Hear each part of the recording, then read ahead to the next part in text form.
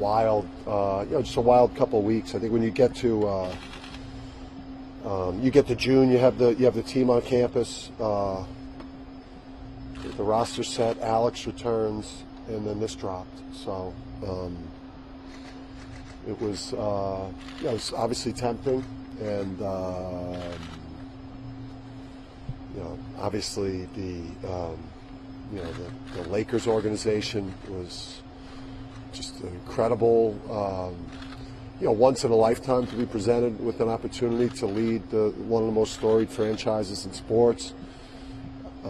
Get a chance to get to know some amazing people in Rob Pelinka and Jeannie Buss. So but in the end, there was just too many reasons to be here and at UConn, where we, in the end, once you think it all the way through and go through the whole process. That was more than one word, but we're thinking. I know. Can we go through some of the reasons? It's the amount of cameras in here right now. What's that? Go through some of the reasons that why you wanted to stay. Yeah, there's so many. I mean, it's just when you get, it's like, think about the two places that you're like in your mind trying to choose between. Like, you're the head coach of the back-to-back champs at UConn or the LA Lakers. I mean, there's not many coaches that have had to make a decision between those two options for your career. So, but there's so many things that go through your mind. It's like it's your family. It's where you're best suited to be as a coach. It's the business side. It's your loyalty to players, or like an Alex, or the players that came in here that believe in what we do. It's the relationship you have with people in Connecticut, like the way they've embraced me when I got here and treated me so great as we built this thing, and just so many things. It's like too many things. Your mind races, just raced the whole time, and then just you make you sit down in the end with Andrea and our sons, and Danny and Andrew, and you think once we got to like Sunday night, it was pretty clear, and then you sleep on it. Yeah, and how much of the timing of the whole thing? Obviously, summer practice have already started. The Alex thing the week before. How much of the timing factored in? The only thing where the timing was, I know with Alex in particular, that was again, like if Alex didn't return, I'm not sure that would have changed my decision, but it certainly was something I thought about a lot. But I called him on Sunday and talked to him about the situation, and really kind of, we had a talk about it, and he gave me his advice. Not that I listened to it, but I asked him for it, and then I just put the phone away from my ear. But yeah, at the timing, I don't think would have impacted it that much, because in the end, it's like what fulfills you. What does the combination of your mind and your heart tell you to do, and what's best for your family, and just where do you belong at this point? Where do you belong? So when did the Lakers contact you? Did they contact you as soon as the job opened, or did they not contact you for weeks? For me, it was this week or last week. Beginning of last week was when it was brought to me. I don't know how long they vetted me out.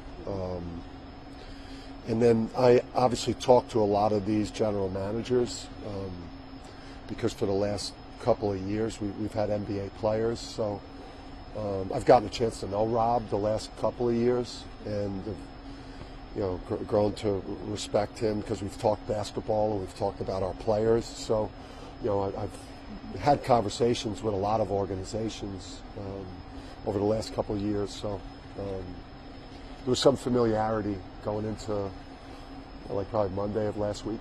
What's it like talking to your players to tell you that you're coming back? Usually you tell players you're leaving. What was the emotional reaction when you told me you were coming back?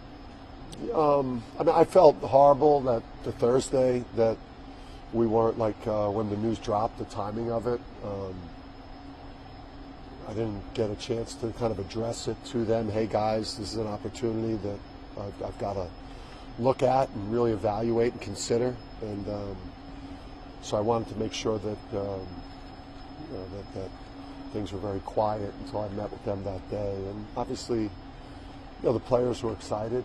I didn't make it easy for them.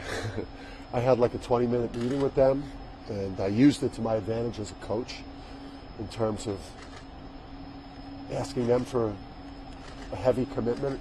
I had made my decision before I went in there, but I kind of demanded a commitment of X from them in there, and they didn't really know what I was doing when I went in, so it was almost like whatever you guys say and commit to is going to be the deciding factor, which was a lie. I already had decided, and no one had a phone in there, so no one could see Twitter. So that's why I like coaching guys this age. They're dumber than NBA players. I wouldn't have been able to pull that stunt off, but I got a great commitment from the group when I told them. Do you feel now that you kind of got the decision behind you, and you can kind of focus on what you should focus on? Yeah, I mean, I coached bad last week, and Monday I had a bad practice.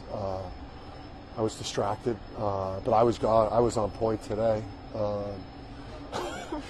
And the guys, I think, got a real good sense of what it's like to play here now, the new guys. Because I was on probably a 6 today on a 10 scale. 6, maybe 6.5. So it's just it's a lot of relief, and you feel a lot lighter. And it was great to get out and recruit and see the 25s, and to get in here, and just to get back to work and focus on what we're doing. What have the workouts been like since they've come back, and have you noticed the difference since Monday? Today was the first day back, and again, Alex wasn't around for the first couple practices, so we weren't whole, and then I dropped, or the news dropped on them, and then we had practice, and then and then Monday obviously was it was a emotional day for everybody. So today was back to business, making recruiting calls, pre-practice planning. Today was the first day that's felt real normal, full team here.